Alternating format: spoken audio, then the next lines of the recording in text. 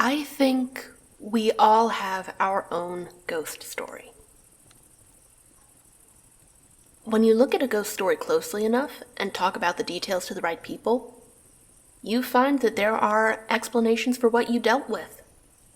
Now, I'm a lover of the paranormal, of the supernatural, cryptozoology most of the time, and the oddities that orbit our planet. I like to consider myself a healthy skeptic, but not a complete one. Like I've said in the past, I'm no Bob Gimlin or Parabreakdown. I like to think of myself as sitting somewhere in the middle when you compare the spectrum that those two sit on. There's nothing wrong with taking the middle ground on things like this, at least in my experience. I say this as someone who does consider themselves spiritual, but not everything is a sign, and I find that most things have a logical explanation, and when they don't, well, somebody will find one eventually. Now, as some of you may know, my dad died. And then my dog died, within a year of each other. It's hell right now. And before you ask, I am breathing. I guess that counts as okay. But this video isn't about either of their deaths or me seeing their ghosts. But this is about a ghost that my dad saw. And it ties into my own paranormal experiences. We're gonna have to go back to the 80s for a bit, so strap in. I grew up in a small town outside of Annapolis, Maryland. It's the very same town that I have based my short-form horror story series, Shadowcrest, upon. I'm not going to name it because I know there are people out there who get too nosy for their own good, and I don't want to deal with hiding another body. But back in the 80s, my parents were house hunting. I wouldn't come along for several years, and they had decided to move out of their condominium and look for something a little closer to Annapolis. They initially lived in Virginia, but that simply wasn't working out. My dad had a government job that I can't give details on for privacy's sake. But they needed to be closer to Washington, D.C. in order for him to do his duties properly. And my mother didn't want to be in the heart of the district. So, they sold the condo and they bought a house. And it wasn't a bad house either. 3 bedrooms, 1.5 baths, a basement, and an 8,000 square foot lot with a completely fenced in front and backyard. For the price they got, they hit the jackpot. Until they learned about the people who were selling. One long talk with their potential new neighbor and they got the gist of it. Their child, and I can't remember if it was a boy or a girl, had been in the hospital for a very long time. The parents were selling the house as quickly as possible because they had medical bills.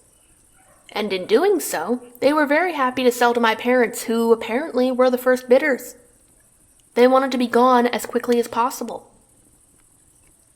The house itself was built in 1973, but my parents moved into it in 1987. Was that the bite of 87? Up. No. Stop it. We are not going there, okay? Okay. Where am I? Alright. In order for you to better understand what's going on, I have done my best to draw a floor plan of the upper floor of the house where everything that I'm talking about takes place. I took a drafting class in high school, completely against my will, I might add, and I like to think that I kinda sorta remember the way things look.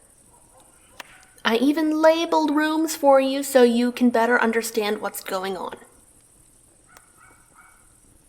But if you're listening and not watching, that's completely fine too. Now, the drawing I made isn't to scale, but this'll give you an idea of what I need you to know. Now, anyway, my parents bought the house. On move-in day, they walked into a split foyer and found a lot of junk. Like, mounds and mounds of other people's crap. The people who previously lived there were anxious to leave, so much so that they left a lot of crap in the basement. Figurative, not literal. That's gross. So while my mother was cleaning up the upstairs, Dad worked on the downstairs. He ended up hauling a lot of stuff to the dump that's about 30 minutes away from the house. We are talking multiple trips of just shit people left behind. Inconsequential detritus. Those were two very big words that I'm probably never going to be able to say again without flubbing them. But anyway, the oddness didn't stop there. The carpeting of the house was a beautiful sky blue for the most part. Once you got to the foyer and went downstairs, the carpeting turned brown. But upstairs, nothing but sky. Well, nothing but sky except for the master bedroom. For some reason, the carpeting in there was this weird, mismatched 60s deal. Just imagine the most psychedelic, bottom-of-the-barrel, 50% off, outdated crap you can think of. This was a detail that my dad was stuck on when he was retelling this story to me. Neither of my parents knew what to make of it. The color didn't match anything in the house or the bedroom. It didn't even look like it was put in by a professional. And then it happened. My mother, while vacuuming the upstairs, noticed something right about here, in the ceiling, between the guest and second bedroom. It was an opening that led to the attic, because apparently the house had an attic. That part was not disclosed. Seems kind of important, don't you think? Naturally, once Dad was done with the basement, he needed to get up there. Reason being, after all the crap that was left in the basement from the old owners, who knew what was up there? Who knew what had been left behind? So, one day after he's done with the basement, he grabs a ladder, pushes open the little square, climbs up, and what does he find? Lots of fiberglass for one thing. 10-degree increase in heat for another. And finally, a rolled-up carpet? Just sitting there. What the hell did he stumble upon? Well, my mother was out grocery shopping. My dad decided to do two things at that moment in time. One was to take the carpet out of the attic, and two was to take it into the backyard and unroll it to see if he could figure out why it had been shoved into the attic in the first place. So he takes it into the backyard, throws it on the ground, and takes out his pocket knife, and he starts cutting the twine that's tying it all together. Now, when he told me the story, I asked him what he thought was going to be inside. And he was like, I don't know, maybe spilled paint? And it was just better to stow it in the attic? Considering how quickly they wanted to get out of the house, that kind of made sense. Maybe a candle that had fallen off somewhere and burned a hole, and they were like, oh shit, we gotta get this out of here. So they put it somewhere nobody could see? But he had no idea what he was going to find. So, he gets the twine cut, and he kicks the carpet open, and it rolls open and... inside the carpet, splattered across the blue fibers, was blood. A large blood stain. It didn't look like paint or coffee or wood varnish or anything like it. It just looked like a giant puddle of dried up blood. It took up about 1/5 of the carpet itself. And you have to understand something about my dad, okay? He was a hunter.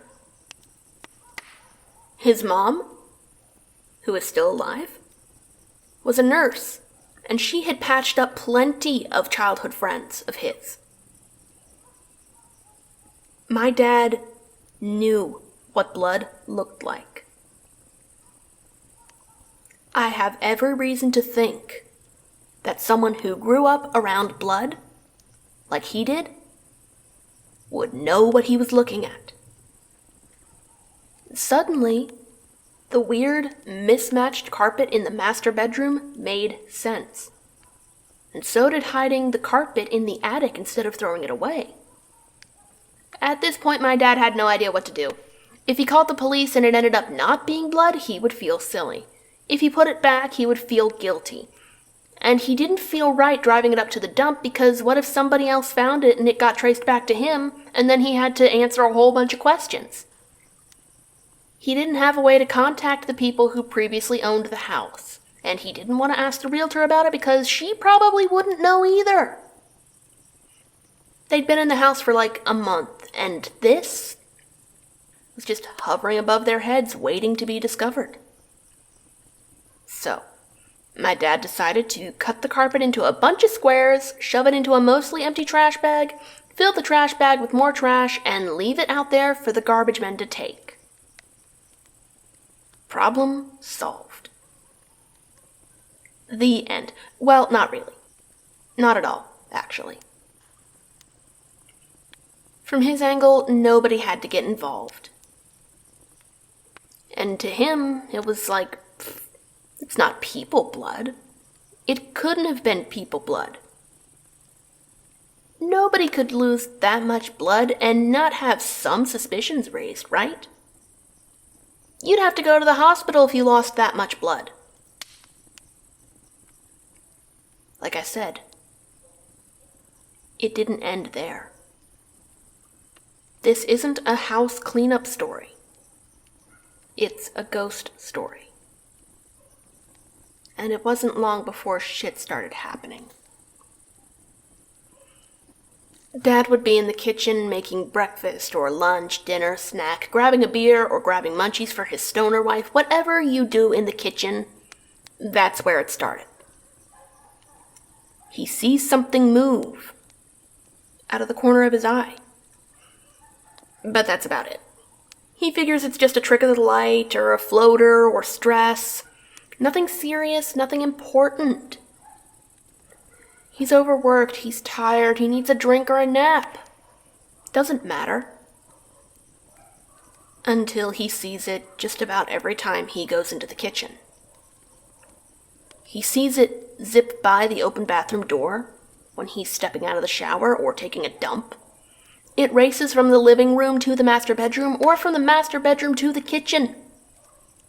It runs across the dining room from one corner to the next. It hops down the stairs and disappears into the shadows of the basement. Many, many dozens of times, this weird little shadow, about the size of a football, just keeps showing up. It just pops in and out of view, wherever it wants. They've been in the house for 3 months. And 2 months prior to this thing showing up, Dad found and cut up the carpet. Before he touched the carpet, there were no sightings. He's starting to think that maybe something is wrong with him. Maybe going up into the attic messed with his brain. Or maybe him poking around in the basement for too long did something. Something was messing with him, and he didn't know what. But you're not supposed to see things like he was seeing. Something's wrong, and he was pretty sure that it was him. So one day, after months of innocuous, harmless, but weird encounters with what I have called the hallway tadpole, my dad sits my mother down in the living room and he explains everything. He talks about the carpet, the thing he saw, how it's been months where this weird little shadow just keeps running around in the corner of his vision. He tells her everything. And suddenly, my mother tears up, and she says to him 4 simple words that make everything so much better and so much worse all in one blow. I've seen it too. Apparently, after he got rid of the carpet and he started seeing things, my mother had started seeing things as well. Just this weird little black shadow that would go from one corner of the bedroom to the next. Or it would dart out from under the bed and run into the half bath that's inside the master bedroom. It would go around corners in the kitchen when she was making breakfast. It never sat still for long. It was almost always moving, and it was always so quick, and it was at least once a day that she would see this thing. But she was seeing it every day, just like he was. She thought she was going crazy. He thought he was going crazy. They both lost their shit when they realized they were seeing the same thing. Now, to be fair, she wasn't happy with my dad hiding the carpet thing from her, but she was always kind of squeamish. She couldn't blame him too much. Back in the day, they loved each other. They were happily married and couldn't wait for their next adventure together. The funny thing is, as soon as they both acknowledged the tadpole, it stopped showing up. And I don't mean that the sightings tapered off. I mean they stopped completely. Just gone. The second they brought it up to one another, the tadpole vanished. No more shadows circling corners or darting up and down the hall. No strange sightings out of the corner of your eye when you're just trying to go to the bathroom. The tadpole was gone. So my parents stopped talking about it. They figured that was the end of it. They didn't see a need to talk about it anymore. They got themselves a dog. My dad got an even better government job. And then, in 1991, I was born. Okay, that last part, much like my drafting classes, was also completely against my will. I'm just throwing that out there. So for about a decade from the last sighting, no more tadpole. And then, one day when I was about 7 years old, I saw the tadpole. I was just sitting in the middle of my parents' bedroom floor for some reason, instead of my own room, enjoying the weird little toys that my uncle had handed over at some point after his kids outgrew them. I was just having fun playing with my dolls. Could not give less of a crap about anything else if you paid me. TV was playing cartoons in the background. Both of the family dogs were lounging in the backyard sunshine. My mother was making lunch. It was a typical summer day. Then, as I was getting ready to have one toy body slam another one, I saw something move in the hallway. All it did was come out of the bathroom, come down the hallway a bit toward me, and then it just disappeared. It was weird, but I didn't think about it too hard. I didn't have a need to. I had my toys and I had a grilled cheese sandwich on the way. Why did I give a shit about what just happened? Who cared? I was 7. But as time went on over that summer, I kept seeing the tadpole. Sometimes 3 times a day. Sometimes more than that, sometimes less. It would go down the stairs and disappear after the first step, or it would run under my parents' bed from the master bathroom. It would be going around corners in the kitchen, or it would dive under the dining room table and vanish into thin air when I went after it. I'd be in the kitchen getting myself a drink, And as soon as I would close the fridge door, that dark little shape would fling itself around the corner and fly down the hallway. When you're 7, you don't know how to phrase these things. And I couldn't craft a proper response for my mother, who had lost her dad about a year prior and was rather quickly falling toward alcoholism. One afternoon at the tail end of summer, I didn't have much of a choice but to say something. The reason being that I was standing in the kitchen watching my mom make lunch, and there was the tadpole. But it was doing something that I had never seen it do before, which was like, okay, I need to say something. This is getting weird. It looked like it was doing its normal thing of going around the corner, but it was doing it several feet off the ground. Not quite eye level with me, but a little higher, like it was jumping off of the kitchen counter. I remember freaking out because I'd never seen it do that before. It had never moved that slowly, and it had never been that high off the ground, so I was like, oh God, what do we do? Casper the slightly burnt tadpole is giving me the heebie-jeebies. And my mother had her back to it, so I couldn't point at it and go, hey, look, the tadpole! I tried to explain it to her as best I could. And even at the age of 7, I kinda understood that her response of yelling at me to stop making shit up was kind of an overreaction. She told me not to bring it up to my dad. Never talk about that thing again. Being 7 and not wanting to get screamed at, I left it alone. The tadpole once more disappeared. I didn't see it again until I was 13. My parents had divorced, my mother had moved out, my dad had taken a job that kept him in the house more often than not, but he was out at the bar with one of his college buddies. I was okay with that because it meant he would bring home delicious bar food when he was done. So, I'm coming out of my room to grab another soda and go back to reading Yu-Gi-Oh! Fanfiction when I see something. There it was. A black mass about the size of a football, sitting in front of the pantry door. I froze about halfway down the hallway, and I stared at it.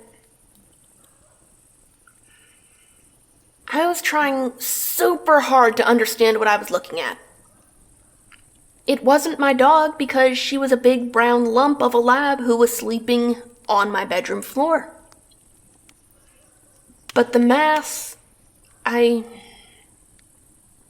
don't want to say that it saw me, but after a moment or two of staring at it, it whipped around the corner toward the stairs and vanished. I didn't say anything to my dad. I was convinced that if I said anything, he would think I was crazy.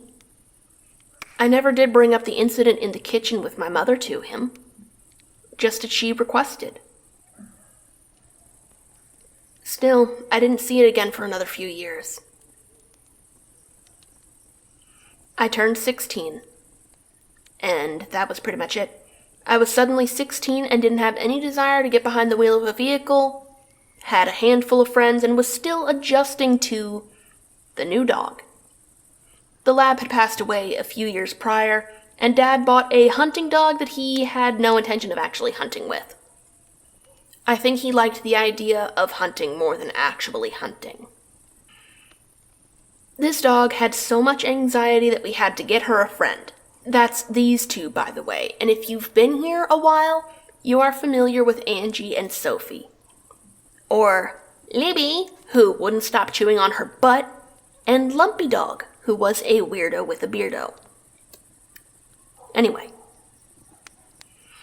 16-year-old me wasn't doing so well. Not having the best time on earth. Hated school, hated people, hated everything except for my rabbit and my dogs and my dad. At one point, while I was playing sick from school, I got a snack from the kitchen. And you're never going to guess what I saw. You already know. At this point, it's obvious. The tadpole was back. As I turned from the kitchen to go back to my room, the tadpole was sitting right against the siding of the master bedroom door. It just sat there, and I think it was watching me. And then it slowly went into the master bedroom. Later that night, as I was watching Adult Swim and trying to think of how I could convince my dad to not make me go to school the next day, something made an appearance. This guy again. It once again did something I had never seen it do, just like the day in the kitchen.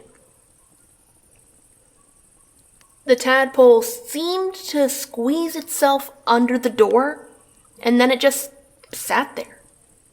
It just sat in my room, and it felt like I was being watched by something very wrong. I don't have a better way to describe how the tadpole made me feel. Like there was an intruder. But not dangerous, but not safe. I can't explain it better. Not dangerous, not safe. Neutral might be a good fit, but neutral doesn't seem intense enough. Anyway, it eventually left. It went behind my dresser, and that was it. I did manage to go to school the next day. I finished out the week without missing any more days, and then Saturday came, and I didn't have much choice but to bring up what was happening to my dad. I had already been dealing with mental problems, and having hallucinations is not a good sign. So at the age of 16, seeing shit could have been a precursor to going off the deep end completely in the near future. I was putting away my laundry when it happened.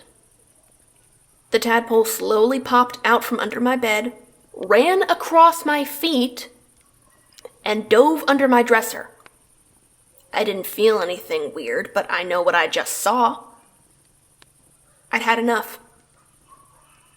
I abandoned my laundry and went to find my dad down in the basement where he kept his computer. I asked him if we could talk for a bit because something kept happening and I was getting worried. I told him everything, all the way back to when I was 7 years old, even the kitchen incident, where my mother told me not to say anything. And then he told me everything, all the way from purchasing the house to the tadpole disappearing after he and my mother finally discussed it. He wasn't happy to hear my mother had told me not to say anything because, guess what? He had been seeing it at the same time I had been seeing it. And without asking her, she was probably seeing it too and just didn't want to think about it anymore. I need you to understand that I had no idea about any of what I just told you until the night when I was 16 and went down into the basement and went, "Dad, we need to talk. Something's going on." They kept it from me because my parents knew that I had a thing for the paranormal. They didn't want to scare me or encourage me, so they just didn't say anything. Just like when my parents brought up to each other what they were seeing, as soon as my dad and I talked about seeing the tadpole, gone. No more tadpole. After that, the sightings pretty much stopped. Save for seeing it once or twice a year, we never had another incident as big as when Dad found the carpet or when I was 7 years old. I'm 30-ish now. I haven't seen it since 2020. That's it. Well, for the story part, I mean. There's not much else I can tell you because that's all I can remember. But now, we get to the part where I look back at everything I just told you and try to come up with explanations. skeptic look. Humans are prone to seeing things that aren't there. In the twilight moments between deep sleep and fully awake, you might see figures in the corner of your room. Sleep paralysis is to blame for this. You might be sitting in your office and looking outside your window, and the clouds drifting by suddenly look like faces staring back at you. Pareidolia is the cause for that. As humans, our brains are wired to sense the odd and off-putting. It's a defense mechanism. Look at the uncanny valley, or don't, I can't make you, where something meant to look human just doesn't hit the mark. This could be a carryover from when human ancestors were at odds with other great ape ancestors, or it could be a reaction to seeing a human that is ill, and we freak out because we want to prevent spreading the illness. It could be finding a dead body and going, oh no, I don't want to go near that. Death is spooky. The point is, humans tend to see weird things and either rationalize or freak out. But it's not all in our heads. Carbon monoxide can cause intense and scary delusions, which is why it's always important to keep a working carbon monoxide detector in your living space at all times. Sorry for the PSA, I just don't want any of you to go loony. There's a Reddit post from a man who was dealing with carbon monoxide leaks in his house, and he was doing all sorts of weird shit, and having weird thoughts because of the weird shit. There's also infrasound. It happens during severe weather and earthquakes, and while humans can't hear it, it makes us paranoid and anxious and ugh. Hell, the magnetic fields of Earth can mess with your temporal lobe and make you feel the same way a haunting does. Hell, the electrical wiring in your house can mess with you. And that's what I think happened with our tadpole if we're looking at it from a skeptic's point of view. The house was built in 1973, and almost 15 years later, the new people in the house start to see something weird. Where? Mainly the hallway and the kitchen, sometimes the stairs. What's in those areas, down by the floor where the tadpole was spotted the most? Lots and lots of outlets. Look at them all! Or don't. There's let me see here. Hallway, bathroom, other hallway, kitchen. There's 6 or 7. All in one clustered area where the tadpole was seen a lot. But it's a pretty tight circuit for the tadpole to run on. It's possible the old wiring was causing something to appear there when it wasn't anything at all. Maybe my dad bumped something in the attic and it gave mold spores or something, and he and my mother were seeing something similar. Maybe the same spore got me at the age of 7, 13, 16, and 28. I don't have a solid explanation, but I have a ton of possibilities to explain the tadpole away as something mundane and easy to forget.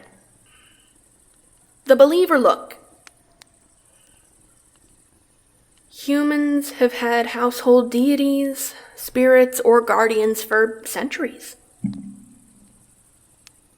The Lares of ancient Rome, the Brownies of Scotland, the Hub of England.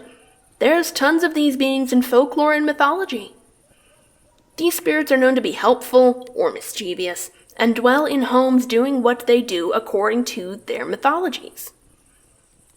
But I'm in the States. Send help. So I have to look at what I might be dealing with my location in mind. It doesn't make sense for a brownie to be in the States, you know? Now, the house itself is on Piscataway and Susquehannock land. So I had a place to start, I think. I tried my best to locate some form of mythology for both of these tribes to try and figure out something, but I didn't have much luck. Which is unfortunate, because what I did find was really fun and interesting to look at. To find anything of use, I had to look at the main languages that these tribes spoke, and use mythology and legends from the two separate languages, those languages being Iroquoian and Algonquian. Forgive my pronunciation, I'm whiter than Wonder Bread. Doing that led me to some interesting stories of a shape-shifting rabbit hero named Nanabojo, the Sky Woman, the Water Panther, and the Little People, Joga or Pakwaji. This one got my attention. And I promptly realized that no, the Little People weren't in my house, and they likely had zero interest in revealing themselves to me. They're knee-high forest spirits, not tadpoles the size of a football who sit and stare and dart around corners scaring the crap out of people. So, ideas, but nothing solid. Back to the drawing board. Listen, I'm not an atheist, but I'm not naive. I look at both sides, or I try to. And I do admit that I have biases, but I try not to let my biases get in the way too much. At the same time, I have to admit I can't really look at something this close to my life and not have bias.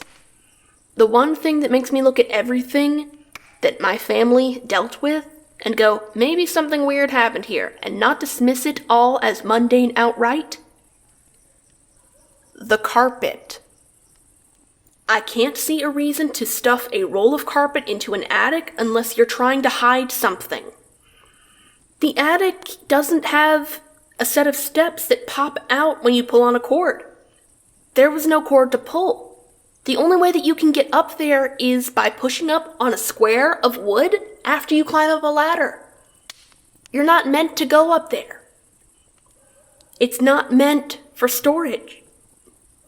It's just there. And there's an access panel in case, I don't know, something gets in or there's a leak. But the attic is clearly not designed for people to go up into it. That's why they put the carpet up there, because nobody would go up there. Unless you were my dad, and you were kind of wondering why these people left so much crap behind, and you went, hey, maybe they left more up there. Oh shit, what happened to this carpet? The location of the carpet, according to my dad, was like someone pushed it into the hole as hard as they could, and then closed the attic back up.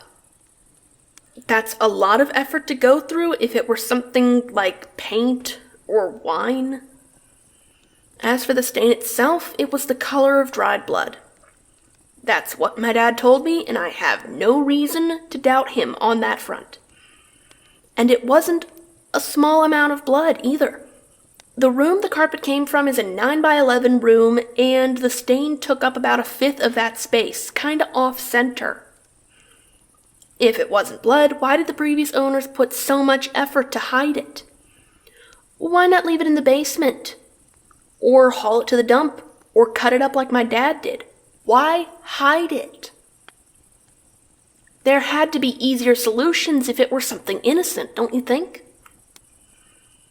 If my dad had been the only one seeing the tadpole, and it was because he had moved the carpet and it had given him, like, spores or something, why did my mother see it too?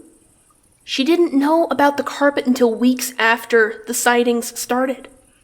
I didn't know anything about the carpet until years after I started seeing the tadpole. It doesn't explain what the tadpole is, but it looks like evidence that something happened.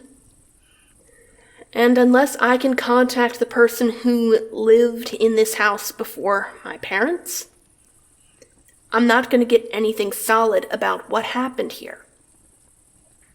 So all I have are my ideas.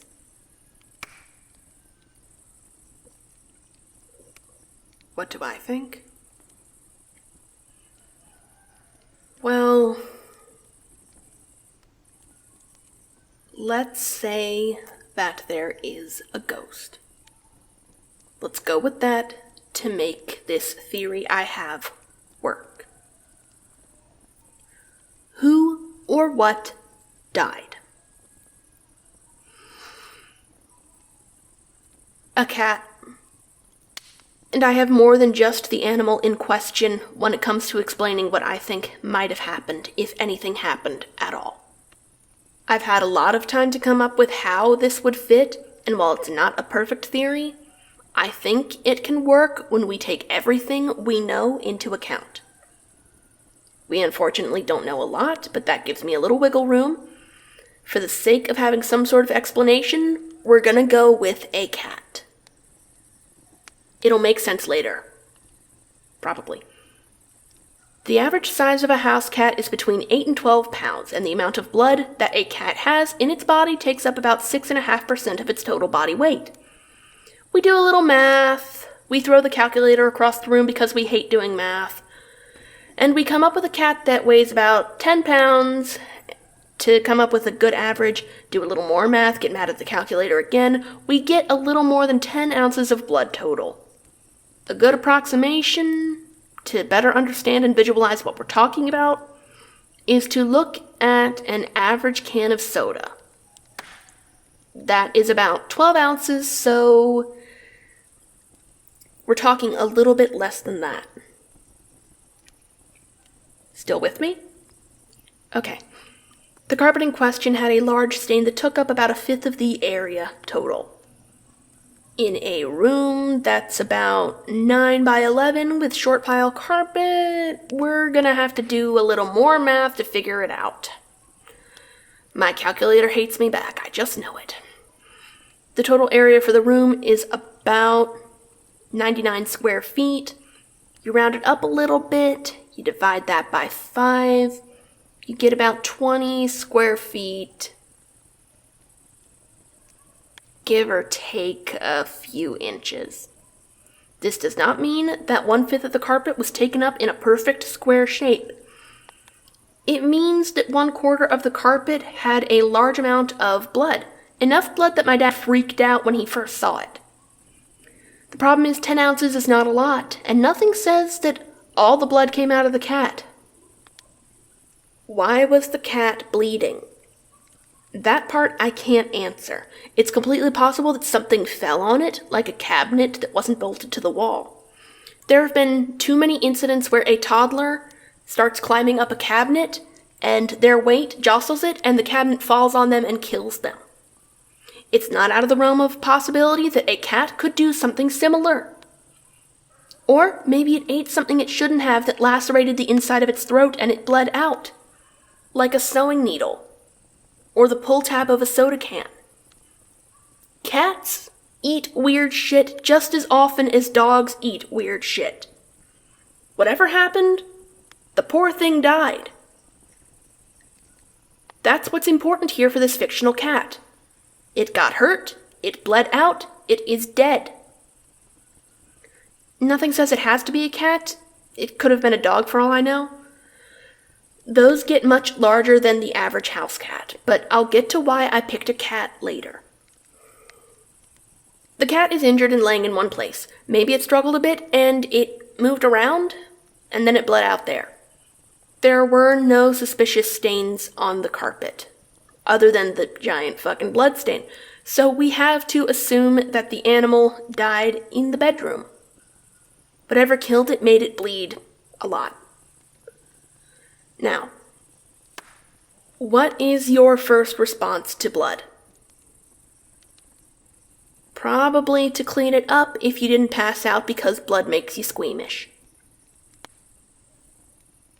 Do you know how to get blood out of a carpet? Lucky for you, you can probably look it up on your laptop or your computer or even your phone.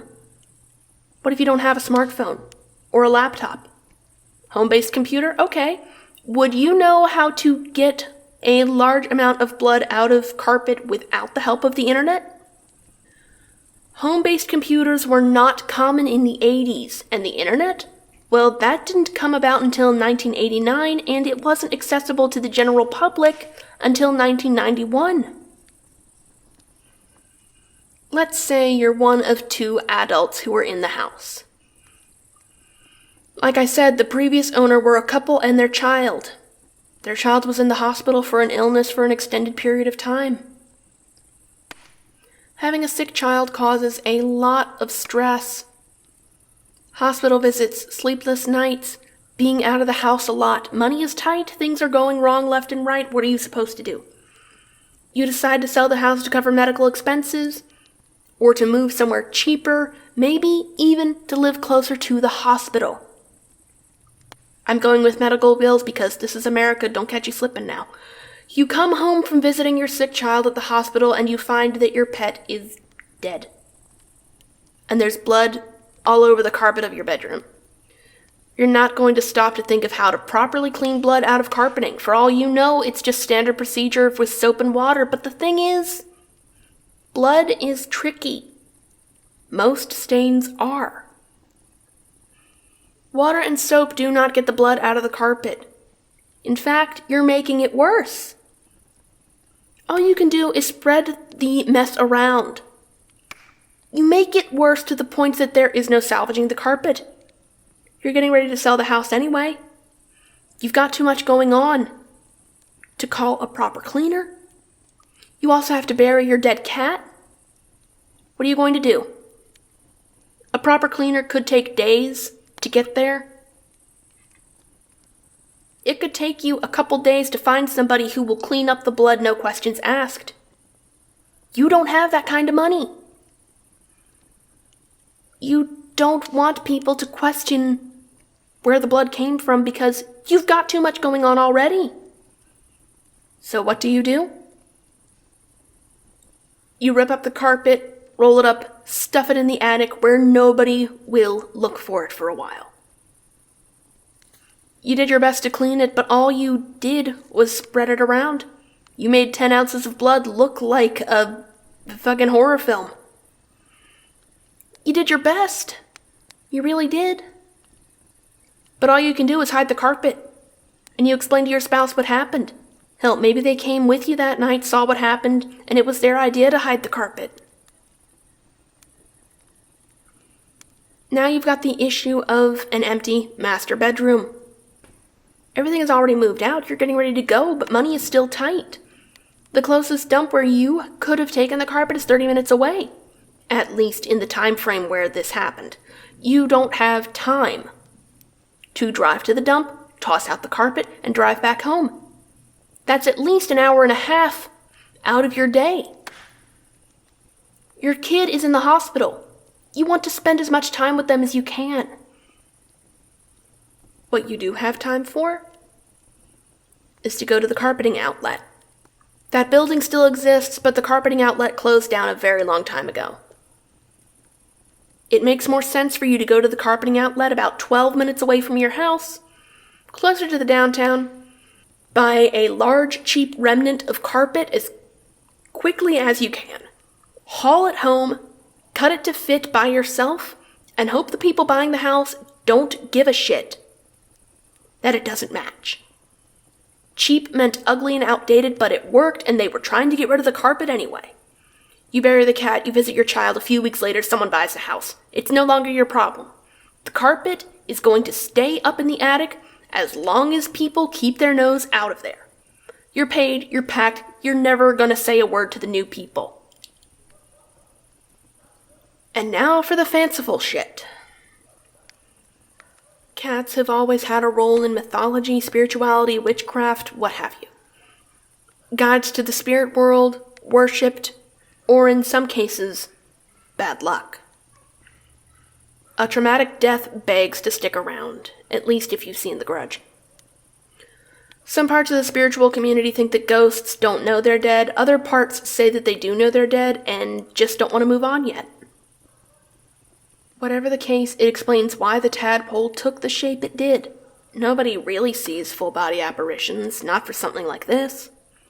With no one to corroborate with, how can anyone say what color the cat is supposed to be? I don't think the color actually matters, but the behavior of the tadpole is one of the reasons I believe it was a cat and not some other poor animal. Darting around corners, not wanting to be seen. Taking the same pathway over and over and over again. Watching people in the kitchen. Watching a child walk down a hallway. Observing someone while they're in the bathroom. Always wanting to observe, but not wanting to be observed. I know plenty of cats who prescribe to that way of life, especially if they don't know you or like you. Now, I have met plenty of friendly cats, but before they were friendly, all they wanted to do was sit somewhere and stare at me. The best way to make friends with a cat is to ignore it. As soon as the cat, or the tadpole, was acknowledged by anybody, it stopped showing up. Just like a cat who isn't ready for you to pet them yet. You moved too quickly. You saw it too soon. Now you have to wait and start the process over again. The tadpole sits and waits. Just out of sight. Just like a cat. At least, that's what I think could have happened if anything happened at all. It's not a perfect theory, but it's something. It could be that the blood was from the previous owner's child, which was the reason the kid was in the hospital in the first place. That doesn't explain the tadpole, just the blood. So, it's a maybe. Maybe it was a cat, or maybe it was just a house built in the 70s, and I've overthought everything about this. But either way, I think it's time we call it a night. I've been talking so long that the sun is starting to come up through the trees. Do you think you'll be able to find your way back home in the dark? Good. You always do. I'd walk you home, but I have to stay here and keep the fire lit. It was nice to see you again. Thank you for coming out into the woods to see me. I'll see you past sunset. Good night.